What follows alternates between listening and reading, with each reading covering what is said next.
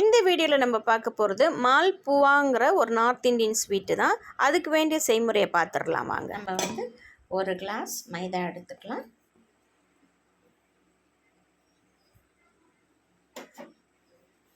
மாவு ரெடி பண்ணணும், அதுக்காக தான்.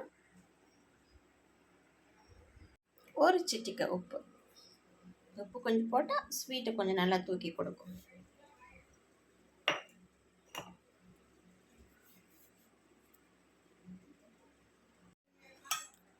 அப்புறம் ஒரு ஸ்பூன் இல்லை 2-3 ஸ்பூன் வந்து கோவாவை இதில் மிக்ஸ் பண்ண போகிறோம் நம்ம.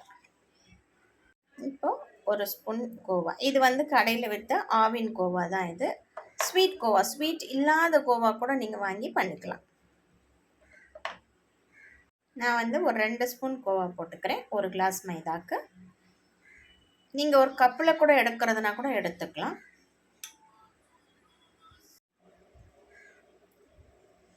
இப்போது எந்த கிளாஸில் நம்ம மைதா எடுத்தோமோ அந்த கிளாஸில் பால். இப்போ இதை கொஞ்சம் கொஞ்சமாக ஊற்றி நம்ம மிக்ஸ் பண்ணணும். ரொம்ப தண்ணியாக மிக்ஸ் பண்ணக்கூடாது. கொஞ்சம் ஒரு கேக் பதத்துக்கு நம்ம மாவு ரெடி பண்ணி அந்த மாதிரி மிக்ஸ் பண்ணிக்கணும். இதை நான் மிக்ஸ் பண்ணிவிட்டு உங்களுக்கு காட்டுறேன். இப்போது தேவையான அளவுக்கு கொஞ்சம் சோம்பு, தேவையான அளவுக்கு போட்டுக்கலாம். எல்லாமே சேர்த்து நம்ம மிக்ஸ் பண்ணணும். இப்போது இதில் வந்து ஏலக்காய் பொடி, ஏலக்காவை நான் தனியாக போடாமல் கொஞ்சம் ஒரு 1/2 ஸ்பூன் சுகரோடு சேர்த்து இந்த ஏலக்காவை போடுறேன். ஏன்னா ஏலக்காய் தனியாக அரையாது, அதனால் மிக்சியில் போட முடியாது, அதனால் சர்க்கரை போட்டு போடுறேன். இப்போ நமக்கு தேவையான அளவுக்கு பால் ஊற்றி நம்ம இந்த மாவை நல்லா மிக்ஸ் பண்ணி கேக் பதத்துக்கு நம்ம எடுக்கணும். என்னென்ன போட்டேன்னா, ஃபஸ்ட்டு 2 ஸ்பூன் கோவா போட்டு, ஒரு சிட்டிகை உப்பு, அதுக்கப்புறம் கொஞ்சம் சோம்பு, அதுக்கப்புறம் வந்து ஏலக்காய் போட்டு நம்ம மிக்ஸ் பண்ண போகிறோம். நல்லா மிக்ஸ் பண்ணிட்டேன். இப்போ வந்து இந்த மாதிரி இருக்கணும். கொஞ்சம் திக்கான கன்சிஸ்டன்சியில் இருந்தால் தான் நம்ம வந்து மாவு வந்து கடாயில் ஊற்றும் போது கொஞ்சம் நல்லா வரும். இந்த மாதிரி இந்த பதத்தில் இருக்கணும். நீங்கள் எந்த பால் வேணாலும் ஊற்றிக்கலாம். காய்ச்சின பால், காய்ச்சாத பால், பச்சை பால் கூட ஊற்றிக்கலாம். ஏன்னா எனவே குக் பண்ண தான் போகிறோம், அதனால் ஒன்றும் பிரச்சனை இல்லை. இந்த மாதிரி ஊற்றிக்கலாம். இன்னும் ரொம்ப கட்டியாக இருந்ததுன்னா இன்னும் கூட கொஞ்சம் பால் மிக்ஸ் பண்ணி நம்ம கொஞ்சம்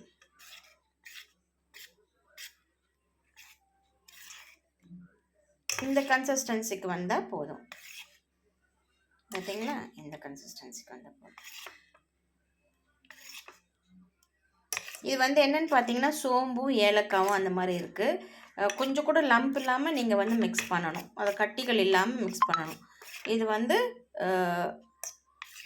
சோம்பை முழுசாக போட்டிருக்கிறதுனாலையும் ஏலக்காவை வந்து நம்ம சர்க்கரையில் போட்டு அரைச்சதுனால அப்படி இருக்குது. ஏலக்காய் பொடி நான் போடலை, ஏலக்காவை நான் முழுசாக போட்டு அரைச்சி போட்டிருக்கேன்.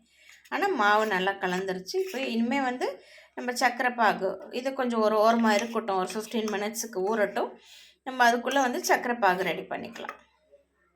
இந்த கப்பில் நம்ம மாவு எடுத்தோமோ அந்த கப்லேயே சர்க்கரை, அதே அளவுக்கு சர்க்கரை எடுத்துக்கலாம். அதில் எடுத்துட்டு போட்டு கொஞ்சம் தண்ணி, ஒரு 1/2 கப் தண்ணி, 1/2 கிளாஸ் தண்ணி ஊற்றிக்கலாம்.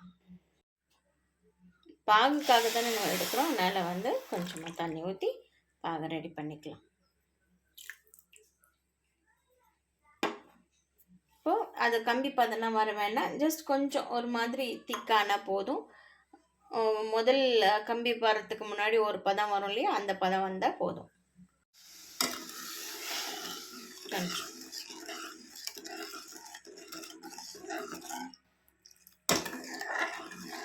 இதில் நீங்கள் குங்குமப்பூ கூட போட்டுக்கலாம், ஒரு ஃப்ளேவருக்காக. கொஞ்சம் லைட்டாக கலரும் வரும், நமக்கு லைட் ஆரஞ்சு கலர் வரும். எனக்கு குங்குமப்பூ இல்லை, அதனால் நான் போடலை. இப்போ நம்ம இதில் அதுக்கு பதிலாக வந்து ஏலக்காய் போட்டுக்கிறேன். அந்த ஏலக்காவும் சர்க்கரையும் அரைச்சி வச்சுருக்கோம் இல்லையா, அதை போட்டுக்கலாம். அப்போ நல்ல ஒரு வாசனை கிடைக்கும் நமக்கு.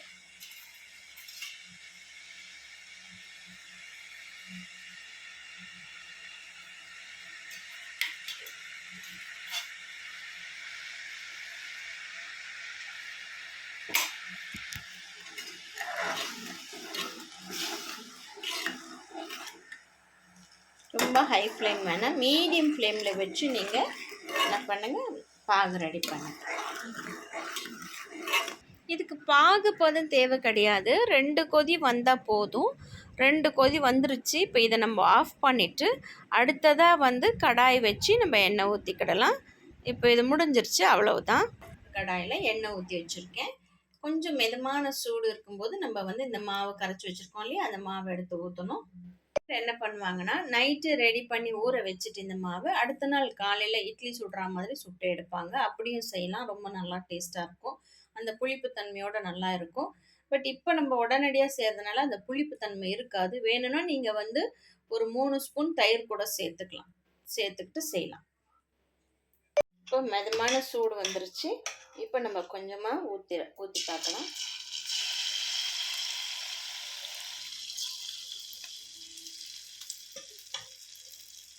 இது இப்போ உடனே திருப்பக்கூடாது. அது வந்து அந்த கொஞ்சம் வேகணும். வெந்த பிறகு தான் நம்ம திருப்பணும். இதை நம்ம வந்து தோசை மாதிரி திரட்டியெல்லாம் விடக்கூடாது. ஊற்றிட்டு அப்படியே விட்டுறணும். அதுவாக வந்து நல்லா வெந்து வரும். பூரி மாதிரி உப்பி வரும் பாருங்கள். உப்புது பார்த்தீங்களா, அந்த மாதிரி உப்பி வரும். அப்போ வந்து நம்ம திருப்பி விட்டால் போதும். கொஞ்சம் நல்லா 2 சைடும் நல்லா ப்ரௌனாக வரணும். திருப்பி போட்டாச்சு. பார்த்தீங்களா எவ்வளோ அழகாக வந்திருக்குது. பார்த்தீங்களா எவ்வளோ சூப்பராக ரெடி ஆகிடுச்சு. இப்போ வந்து பாதாம் வந்து நம்ம கார்னிஷ் பண்ணி இதை சாப்பிடலாம். ரொம்ப ரொம்ப ரொம்ப டேஸ்ட்டாக இருக்கும். நீங்களும் உங்கள் வீட்டில் ட்ரை பண்ணி பார்த்துட்டு எனக்கு கமெண்ட்டில் சொல்லுங்கள். இதை வந்து நான் வந்து உங்களுக்கு ஒன்று பிச்சு காட்டுறேன். ரொம்ப ரொம்ப சாஃப்டாக ஜூஸியாக இருக்குது. பார்த்தீங்களா, சூடாக இருக்கனால எனக்கு பிக்க முடியல. கொஞ்சம் ஆறட்டும், பிச்சு காட்டுறேன். ரொம்ப ரொம்ப சாஃப்டாக இருக்குது. பார்த்தீங்களா எவ்வளோ நல்லா இருக்குன்னு. ரொம்ப ரொம்ப டேஸ்ட்டாக இருக்கும். ஸ்வீட்டு மால்புவா ஸ்வீட் ரொம்ப டேஸ்ட்டாக இருக்குது. நீங்களும் உங்கள் வீட்டில் ட்ரை பண்ணி பார்த்துட்டு கமெண்ட்டில் சொல்லுங்கள். தேங்க்ஸ் ஃபார் வாட்சிங். லைக் பண்ணுங்கள், ஷேர் பண்ணுங்கள், சப்ஸ்கிரைப் பண்ணுங்கள்.